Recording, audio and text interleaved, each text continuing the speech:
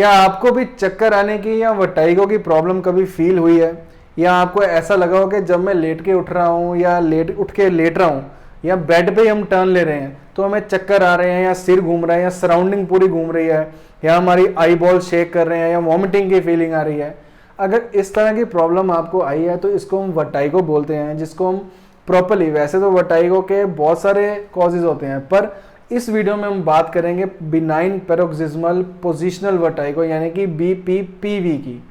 अब ये होता क्या है, इसको कैसे ठीक किया जा सकता है, क्योंकि जिसको चक्कर आते हैं उसको पता है, उसका एक तो कॉन्फिडेंस लूज हो जाता है, उसको लेटने से डर लगने लग पड़ता है कि मैं लेटूंगा या सिर हिलाऊंगा तो मुझे बहुत चक्कर आएंगे, इसलिए वो डरना शुरू कर देता है। पर इसमें हम उसका ट्रीटमेंट क्या, हम एक ऐसी सिंपल सी पोजीशन आपको बताऊंगा कि जिसको करने से हम उसको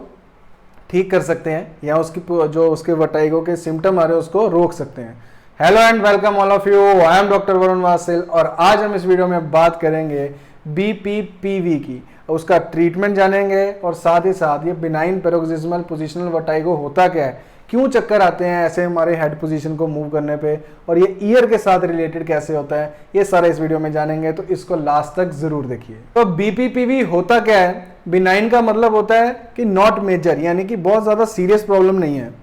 और P का मतलब आगे आता है पैरोक्सिस्मल। पैरोक्सिस्मल का मतलब होता है कि हमारा ये जो एक सडन, एक बहुत सीवियर अटैक आता है और सडन होता है, इसको हम कहते हैं जैसे डिजीनेस, चक्कर आना, ये एकदम सडन होता है और सीवियर होता है। जो पेशेंट को जब होता है तो बिल्कुल सीवियर फॉर्म ऑफ उसको वर्टाइगो होता है। तो हो गया पैरोक्सिस्मल का मतलब सडन और सीवियर। और तीसरा आता है पोजीशनल, यानी कि पोजीशन से रिलेटेड है, जब भी पोजीशन चेंज करने की कोशिश करेगा पेशेंट तब ये होगा। और वर्टाइगो यानी कि वर्टाइगो का मतलब होता है चक्कर आना, डिजीनेस फील करना या वॉमिटिंग की फील आना, तो उसको हम कहते हैं जैसे सराउंडिंग घूम रही है, सिर चकराना, उसको कहते हैं हम वर्टाइगो। तो ये होती है BPPV की फुल फॉर्म। अब आपको भी अगर ऐसे सिम्टम लग रहे हैं तो ये पक्का है कि आपके जो सिम्टम्स हैं ये BPPV को मैच कर रहे हैं और उसी की वजह से प्रॉब्लम आ रही है। अब इसमें होता क्या है, इसमें सारा फंक्शन हमारे वेस्टिबुलर सिस्टम का होता है, यानी कि इनर ईयर का होता है, जो हमारे पोजीशन को ग्रेविटी के साथ, हेड पोजीशन को ग्रेविटी के साथ कंट्रोल करता है। अब इसमें होता क्या है, एक इनर ईयर में एक पार्ट होता है जिसको हम वेस्टिबुलर लेबिरिंथ बोलते हैं, जिसके अंदर होते हैं हमारे सेमी सर्कुलर कैनाल। अब वो 3 कैनाल होते हैं, एंटीरियर, पोस्टीरियर और हॉरिजॉन्टल। अब आपको इतना डीपली नहीं जानना, सिर्फ इतना जान लीजिए, इसमें एक फ्लूइड होता है और एक थिन हेयर लाइक सेंसर्स होते हैं जो हमारी रोटेशन ऑफ हेड को अब मॉनिटर करते हैं। जब भी हमने रोटेशन ऑफ हेड करना है तो वो फ्लूइड और हमारे जो हेयर लाइक थिन सेंसर्स हैं वो ब्रेन को सिग्नल पहुंचाते हैं कि हेड कौन सी पोजीशन में मूव कर रहा है। अब एक और बात होता है ऑटोलिथ ऑर्गन्स, उसमें ये यूट्रिकल आता है जिसमें हमारे टाइनी क्रिस्टल्स होते हैं। अब वो क्रिस्टल्स जो होते हैं वो उसमें पड़े रहते हैं और उनका काम होता है हमारी हेड पोजीशंस को मॉनिटर करना ग्रेविटी के। जब भी ग्रेविटी मूव कर रही है ग्रेविटी के अगेंस्ट, उसको हम कैसे हमारी हेड की पोजीशन है, अप डाउन है या हमारा हेड इधर को जा रहा है, राइट जा रहा है, लेफ्ट जा रहा है, किधर को जा रहा है, तो उसको ग्रेविटी के हिसाब से कैसे वो एडजस्ट करता है, वो सिग्नल ब्रेन को पहुंचाता है।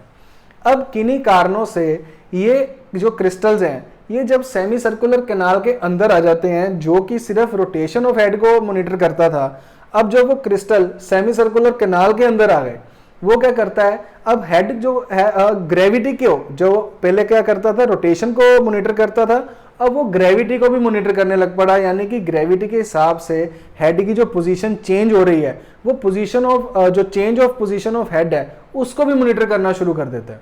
जो कि सिर्फ एक फ्लूइड की वजह से सिर्फ रोटेशन में मॉनिटर करता था। अब वो क्रिस्टल्स उसके अंदर आने की वजह से, सेमी सर्कुलर कैनाल के अंदर जब क्रिस्टल आ गए तो वो क्या करने लगा, ग्रेविटी के हिसाब से जब जैसे पोजीशन चेंज किया पेशेंट ने हेड का, तो वो उसको भी सिग्नल देता था और वो एकदम से उसको डिजीनेस आ जाती थी, चक्कर आ जाते थे। तो ये कारण होता है जब वो क्रिस्टल, अब हमारा क्या काम है, वो क्रिस्टल जो सेमी सर्कुलर कैनाल के अंदर आए हुए हैं तो हेड की कुछ ऐसी पोजीशन, ऐसी मूवमेंट करवाना ताकि वो क्रिस्टल जो है वो सेमी सर्कुलर कैनाल से एक तरफ से दूसरी तरफ से निकल जाए, क्योंकि एक तरफ से एंटर किए हैं तो दूसरी तरफ से हमने घुमा के उसको बाहर निकाल देना है, उसके ऑटोलिथ ऑर्गन तक पहुंचा देना है। तो अब जो हम मैन्यूवर करने जा रहे हैं उसको हम कहते हैं एप्लेज मैन्यूवर, जो कि हम कुछ स्टेप्स करेंगे इसके नेक के पोजीशंस के। तो वो हमने कैसे करना है ताकि हमारा जो सेमी सर्कुलर कैनाल से जो क्रिस्टल है वो बाहर की ओर आ जाए। तो सबसे पहले जब पेशेंट को चक्कर आ रहा होता है तो पेशेंट का हेड आपने क्या करना है, 45 डिग्री पे इस तरह से रोटेट कर देना है, 90 डिग्री होता है, ये पूरा नहीं रोटेट करना, 45 डिग्री बिल्कुल मिडल। अब इसके बाद क्या करना है, पेशेंट को कहना है यहाँ से आपने इसको होल्ड कर लेना है और पिल्लो नहीं रखना नीचे, ताकि क्योंकि हमने इसको एक्सटेंशन में लेके जाना होता है तो पिल्लो हमें रिस्ट्रिक्ट करेगा। तो इस तरह से पेशेंट को एकदम से नीचे की ओर पेशेंट को कहना है इस तरह से लेट जाए। अब 45 डिग्री मेंटेन करते करते पेशेंट को इस तरह से लेटा देना है और उसका जो हेड है उसको हमने एक्सटेंशन में ले जाना है, यानी कि नीचे की ओर। तो वो होगा 45 डिग्री मेंटेन करते करते 20 टू 30 डिग्री एक्सटेंशन की ओर। अब जब ये करेंगे तो पेशेंट के जो आई बॉल्स है वो इस तरह से मूव करेंगे, जिसको निस्टैग्मस बोलते हैं। अब जब निस्टैग्मस आएगा तो हमने उसको चेक करना है, तो वो 30-40 सेकंड के बाद वो अपने आप रिलैक्स हो जाएगा, इतना ही हमने वेट करना है। उसके बाद एक्सटेंशन और ये 45 डिग्री मेंटेन करना है। अब जब हमने इसको हेड को एकदम से रोटेट करवाना है दूसरी तरफ 45 डिग्री, उसको भी पूरा 90 डिग्री नहीं लेके जाना, यानी कि राइट से लेके एकदम से हमने क्या करना है लेफ्ट में 45 डिग्री, और ये एक्सटेंशन जो है ये मेंटेन करके रखनी है, इसको भी पूरा नहीं लेके जाना। राइट 45 से लेफ्ट 45 इतने डिग्री तक लाके अब हमने क्या करना है, अब उस कैनाल से उस क्रिस्टल्स को हमने इस तरह से घुमा दिया। अब उसको और कैसे बाहर निकालना है, इस तरह रख के अब पेशेंट को कहना है कि पूरा टर्न ले लो, इस तरह उसका हेड मेंटेन करके टर्न ले लेना है और आगे की तरफ इस तरह से उसको नीचे की ओर रख देना है, ताकि उसकी जो आईज हैं वो नीचे की ओर जाए, पर हमने हेड को 45 डिग्री पे इस तरह से पूरा मेंटेन करके रखना है और जो नेक है वो उसको एक्सटेंशन में रखना है। तो अब इस तरह से 45 डिग्री हमने मेंटेन किया हुआ है। अब पेशेंट को कहना है उठने के लिए, तो पेशेंट क्या करेगा, पहले अपनी लेग्स को नीचे मूव करेगा और एकदम से 45 डिग्री पे रखते हुए इसको हमने उठा देना है।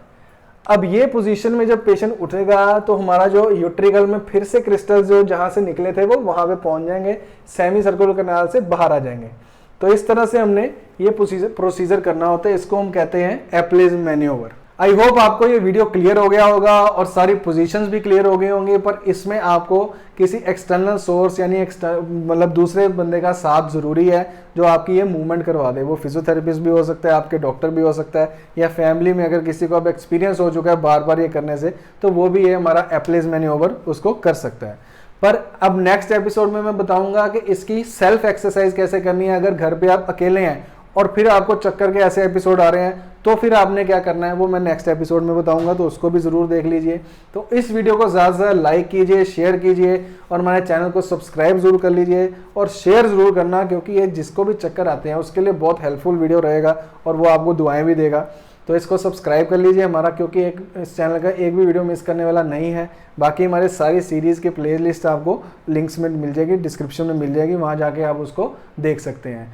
तो इसको लाइक और शेयर कर दीजिए, चैनल सब्सक्राइब कर लीजिए, हमें फेसबुक और इंस्टाग्राम पे भी फॉलो कर लीजिए और लाइक कर लीजिए। Have a nice day, take care of yourself.